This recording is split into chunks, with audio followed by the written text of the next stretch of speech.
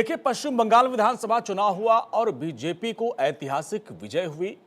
दीदी की party 80 seat पर सिमट गई। अब 80 में से कहा जा रहा है कि 58 जो विधायक हैं वो बागी हो गए हैं और उनमें से ऋत्विक बनर्जी ने अपना दावा पेश किया और उनको नेता प्रतिपक्ष जो है स्पीकर ने स्वीकार कर लिया। अब खबर है कि जो 23 सांसद हैं वो भी इनके संपर्क में है। इसके बाद क्या समीकरण होगा? सवाल यह है कि अपने आप को टफ सियासी छवि बनाने वाली क्या दीदी अपने सांसदों और विधायकों पर उनकी पकड़ ढीली पड़ती जा रही है? सुमित जी, देखिए, अभी जैसा कि यहाँ विपिन जी बता रहे थे कि चुनाव के बाद एक विश्लेषण करना चाहिए। कब तक जो है आप लोग जब हार के बाद ईडी सीबीआई के पीछे छिप जाएंगे?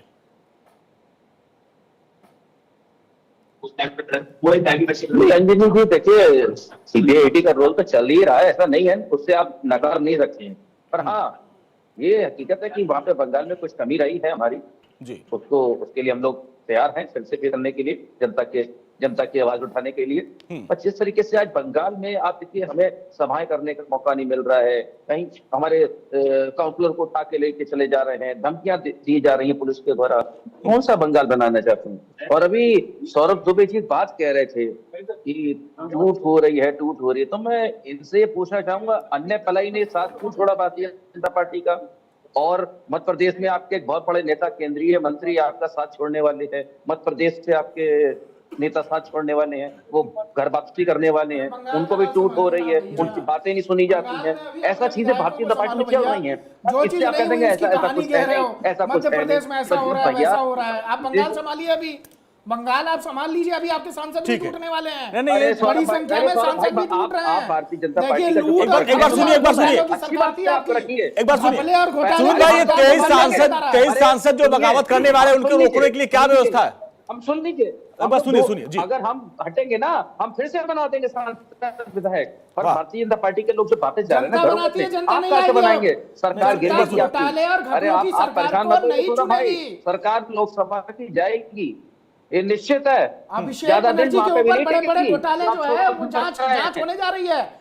अभिषेक बनर्जी जो है लगातार घोटालों में शामिल थे। देखिए, टीएमसी का चरित्र जो है घोटालों का चरित्र है। केंद्र में लंगड़ी संघ। सुमित भाई, आप सांसद कैसे और भाई लंगड़ी सरकार है, चले गए मोदी जी अब पल पे सांसद कैसे बचाएंगे? ये एक बार सुन लीजिए, यही सवाल मेरा भी सुन लीजिए, एक बार सुन लीजिए। सुमित भाई ये सवाल कर रहे हैं कि 23 सांसद जो बागियों के संपर्क में, उनको कैसे रोकेंगे? सीबीआई का क्या होगा? आप लोग कहां भागेंगे? जी, सुमित भाई, कैसे इन 23 सांसदों को रोक पाएंगे? क्योंकि अब जिस तरीके से विधानसभा में नेता प्रतिपक्ष तो चला गया, अब नेता जो आपके टीएमसी के नेता अभिषेक बनर्जी हैं, उनको भी हटाने की पूरी प्लानिंग कर रहे हैं आपके बागी सांसद। देखिए अंजनी भाई, ये चीजें जो थी कि तुरंत ही जाकर के स्पीकर के पास जाकर के विधानसभा के सारे विधायक जाते हैं और उन्हें एक्सेप्ट कर लिया जाता सारी चीजें। समाजवादी पार्टी ने भी अभी साथ में कई ऐसी चीजें अब जाकर सारी चीजें तैयार है। भारतीय जनता पार्टी ने पहले ही स्क्रिप्ट लिखी हुई है कि ये लोग आएंगे, क्यों नहीं एक्सेप्ट करेंगे? कर लीजिएगा और भी लोग पहले एक्सेप्ट कर लीजिएगा। चलिए, देखिए, एक खबर आ गई, देखिए लिखी हुई है। सुमित जी, देखिए, आप इस जुड़ी खबर आ गई है कि अब इस ये जो नेता प्रतिपक्ष का मामला, इसको टीएमसी ने हाई कोर्ट में चुनौती दी है। सुमित भाई जी, बिल्कुल हम कोर्ट में जा रहे हैं और कोर्ट तय करेगा कि कौन असली है, कौन नकली है, किसके पीछे सीबीआई लगी है, किसके पीछे ईडी लगी है। पर हमें चुनौती तो देनी है ना। हाँ, अरे हम चुनौती देंगे, बिल्कुल देंगे। तो जो बंगाल की टाइगर है ना, शेरनी है, वो किसी से डरती नहीं है। आज ठीक है प्रियंका जी, अब मामला कोर्ट तक पहुंच गया। जिस तरीके से स्पीकर ने उनको स्वीकार किया और जो बागी गुट का जो लेटर लेके पहुंचे थे बनर्जी साहब, उनको नेता प्रतिपक्ष बना दिया, उसको लेकर मामला कोर्ट तक चला गया है। अब टीएमसी कोर्ट का दरवाजा खटखटा रही, हाई कोर्ट का, और कहा जा रहा है कि ये हमारे साथ अन्याय हुआ है। प्रियंका जी के पास जाएंगे और जिस तरीके से अब टीएमसी ने अब कानूनी लड़ाई लड़नी शुरू कर दी है। अब देखिए अंजनी भाई, हाँ सौरभ भाई, अंजनी भाई बात सुनिए, ये देखिए जो दिखावा है, छदम दिखावा है, ये सबसे बाहर आना चाहिए। समाजवादी पार्टी के प्रवक्ता को भी पता होगा कि कहां पर सिंबल कहां पर जाएगा। ये संवैधानिक जो तरीका है वही तो अपनाया गया है भाई। 60 विधायक 80 में से अगर आपके दूसरे व्यक्ति के साथ खड़े हैं तो स्पीकर ने क्या गलत किया भाई? 2/3 से ज्यादा खड़े हैं तो स्पीकर ने तो आप कानून चाहे सुप्रीम कोर्ट जाइए चाहे हाई कोर्ट जाइए, अरे आप समझिए ना, पढ़े लिखे आदमी है सुमित भाई, फिर वैसे कर रहे हैं यहाँ पर कैसे करेंगे? डंडा चलाएंगे? मैं एक बात जोड़ूंगा, एक सुमित भाई एक सेकंड, सुमित भाई एक बात है, देखिए एक तरफ जब हम बात करते हैं कि देश संविधान से चलेगा, तो ये संवैधानिक संशोधन ही हुआ था जो 92 संशोधन 52nd अमेंडमेंट था कॉन्स्टिट्यूशन का, जिसके तहत एंटी डिफेक्शन कानून आया और ये 10th शेड्यूल में शामिल हुआ। तो यहां पर अगर 2/3 बहुमत उनके पास है वो अलग बात है। आपने जो बात बोली मैं उसके साथ इत्तेफाक रखता हूं, आपने बोला कि चुनौती आप देंगे, चुनौती देने का हक हर एक को है, ये भी लोकतांत्रिक प्रक्रिया है। लेकिन यहां पर कानून भी कुछ चीज है कि भाई कानून का भी आपने सम्मान करना है कि अगर कोई कानून ऐसा बना हुआ है और उसके तहत अगर हो रहा है, और अंत में तो निश्चित बात है अगर ये कानून के दरवाजे आप खटका रहे हैं तो वहां पर तो फैसला होगा कि जो सार्वजनिक करता है अपना आंकड़ा, दूध का दूध पानी का पानी हो जाएगा।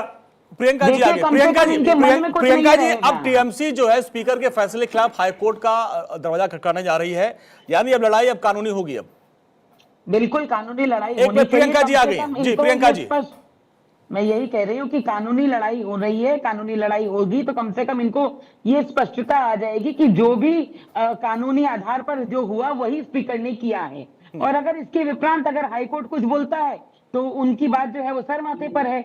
मगर अगर हम प्रेसिडेंट्स उठा करके देखें तो जो मेजोरिटी दिखाता है उसी का एलओपी बनता है, लीडर ऑफ अपोजिशन। तो वही बिल्कुल कानून के दायरे में रह करके स्पीकर ने जो है उस पर अपनी अनुमति दी थी। अब इनकी अंदरूनी जो कोर्ट में जाएंगे, कोर्ट में बताएं इनकी अंदरूनी जो जी सुमित जी क्या कहना चाह रहे थे? कहती हूँ कि जी सुमित जी, कोर्ट में क्या पक्ष देंगे आप? अंजलि भाई देखिए, कोर्ट में क्या पक्ष रहेगा आपका? प्रियंका जी विपक्ष के लिए चल रही हैं, विपक्ष के लिए चल रही है, जो 60 सांसद लेकर के भागे सॉफ्ट कॉर्नर, उनके लिए कह रही है वही बनेंगे वही बनेंगे, यानी कि पूरा खेल ये लोग रचे हुए हैं। जी कोर्ट में क्या तर्क देंगे? जो बागी गुट के कह रहे भाई हमारे पास 2/3 लोग हैं, सुमित जी बागी गुट के लोग कह रहे हमारे पास 2/3 है, आप हाईकोर्ट में क्या तर्क देंगे? आप पूरा जोर लगा लीजिए, हम लोग फिर से नेता बना लेंगे वहां पे, फिर से विधायक फिर से सांसद बना लेंगे ममता बनर्जी के संग में, निश्चित तौर पर बना लेंगे। और मैं तो ये कहता हूँ आप एक काम करिए, आप अपनी सीट को धार रही है प्रियंका जी, इतनी बड़ी लहर में आकांक्षा होना बहुत अच्छा है, और ये रहना भी चाहिए कि आप हम ऐसा कर देंगे, और आप तो ये कह रहे हैं ठीक है ठीक है। चंदन जी करके समाजवादी पार्टी की मदद करिए, उत्तर प्रदेश में उनका हाल भी वही होने जा रहा है, तो मदद करिए सुमित भाई। अब जो है आपका चलिए